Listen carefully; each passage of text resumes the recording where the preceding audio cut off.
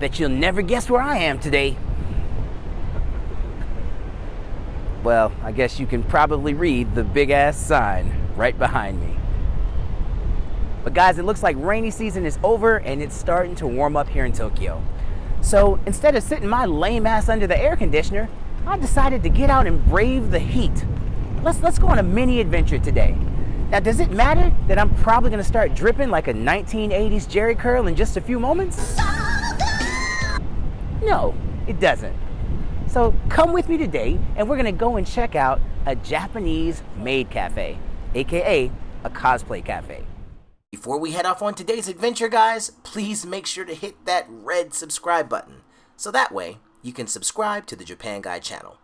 And also, hit that notification bell so you can find out when fresh new content comes out each and every week. Let's do this. You have to excuse the wind, guys, but I am in Akihabara, and this is Japan's electric town.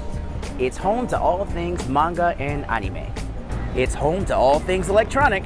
It's home to all things video games. It's home to otaku things, adult things, and borderline disturbing things. What the f is decapitation porn anyway? But if you're a nerd like me, then Akihabara has all of the ingredients for the most explosive nerdgasm that you've ever had in your life. Oh! So we're just gonna walk around and see what we can find. I'm not sure if they're gonna let me film inside, but I'm gonna try to show you what one is like. So, let's get walking.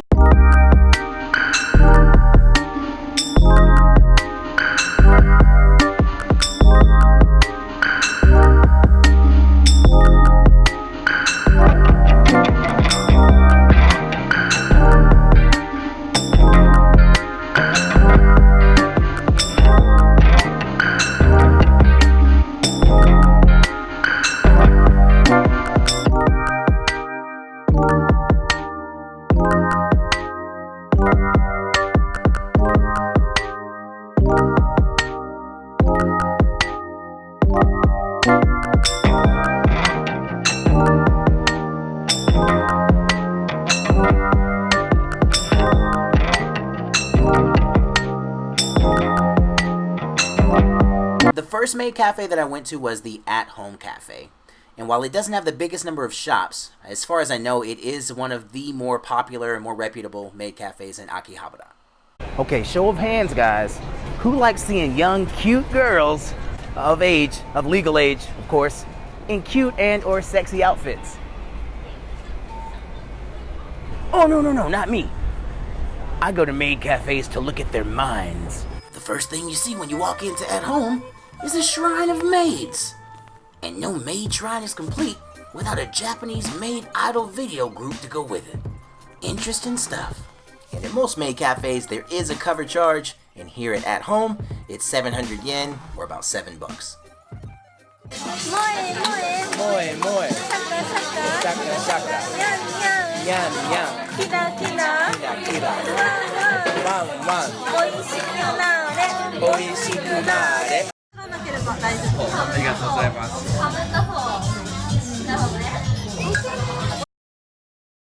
優しいみんな。そう、優しい人がいっぱいいるの。そう。やっぱありますよね。そう。ね。その方がいい。そう。アトランタはその中で田舎の気持ちと街のその方がいい。じゃあ今度いつかアトランタ行ってみたいです。そう行ってください。私おすすめ。行ってみます。はい。じゃあありがとうございました。よかったらじゃあぜひお話に使ってください。ありがとうございます。どうも。Okay, I just finished up at the At Home Cafe, and it was interesting to say the least. But yeah, we'll talk about it more in just a second. And next, we're going to go over here, just behind me, to Maid Dreamin.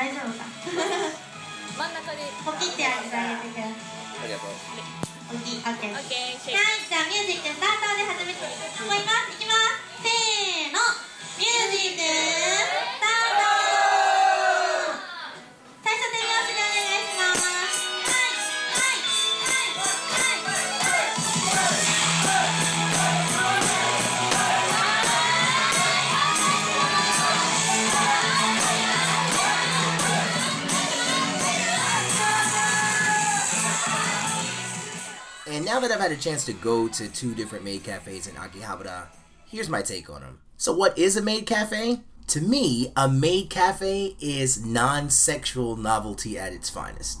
Now I know what it looks like, so you see young cute girls in sexy outfits and you think, sex. But it's purely entertainment based. That's why at a lot of maid cafes, one of the main rules you'll see is no touching the girls. So for you guys who think that you're gonna walk into a maid cafe and get yourself a date, think again. And a lot of times, no photos. That's why I tried to walk in this time. Like, I didn't get special permission in advance because I wanted to see what it was like just going in normally. They're on you so much about every photo that it almost gets irritating. It's just another one of those novelty business phenomena that work here in Japan. And in this case, it caters to the idea that eye candy sells. And let's face it, it does. It seems like your classic Japanese maid cafe is all about that kawaii, that cute culture. And that's why the girls that you see working there, they're usually what? Slim and pretty and cute. And they're wearing cute clothes. The decor around you is cute. Even the food that you eat is just abnormally cute. And speaking of cute, I think maid cafes kind of use their own language, their own words. Like the word moe, never heard it or used it in my life. But you're going to hear it so much in these cafes, your head's going to rattle. Now these aren't hard, fast maid cafe rules because not everyone is going to follow like that standard format. So walking around, I saw different types. Like there's a ninja cafe where all the ladies are dressed up like sexy ninjas. One of the more interesting ones that I didn't have the heart to go to yet, tsundere cafe. And this cafe is designed for women to be rude to you. Like you can even pay money to get slapped in the cafe. No, I'm not joking. Between Maid Dreamin and At Home, I definitely say that At Home was the better experience, even though both experiences were very, very similar. Pricing was also similar. You pay your cover charge, and then you also pay for a set menu. In addition, remember that everything that you do inside the cafe is like a little charge that they add onto your bill at the end. So if you play a mini game with the maids, that's a charge. You get photos with the maids, that's a charge. Even the live show can be a charge. At the time of this recording, I'd say bring between 2,000 and 4,000 yen if you just want to check the place out. Maybe between 6 and 8 if you want to have a fuller experience. At Home has it down to a science. At that one particular shop, I want to say it's like 5 floors or maybe more. But it is completely devoted to this maid cafe business. You have a few floors that are cafes, and you have one floor that's completely devoted to selling. They have this souvenir shop where they sell pictures of the maids. Some of the pictures I didn't really know how to feel about. I can't honestly sit up here and say to you that I'm going to be going back to a maid cafe, because it's just not really my thing. But if you're coming to Japan for the first time and you want a nice novel experience, I'd say why not? If you and your friends are drunk at 2 p.m. in the afternoon, like some of the guys I ran into over at Maid Dreamin, then sure, why not? Other than that, like it just doesn't necessarily appeal to me, but that doesn't mean that it won't appeal to you. All in all though, I'm really happy that I stepped outside of my comfort zone and went into a maid cafe because it's something that I can check off of the Japan bucket list. And I really look forward to having some more cool Japanese experiences this year. Alright guys, well thank you so much for watching. Let's wrap this one up for today. Have you ever been to a Japanese maid cafe? If so, tell me about it in the comments section below.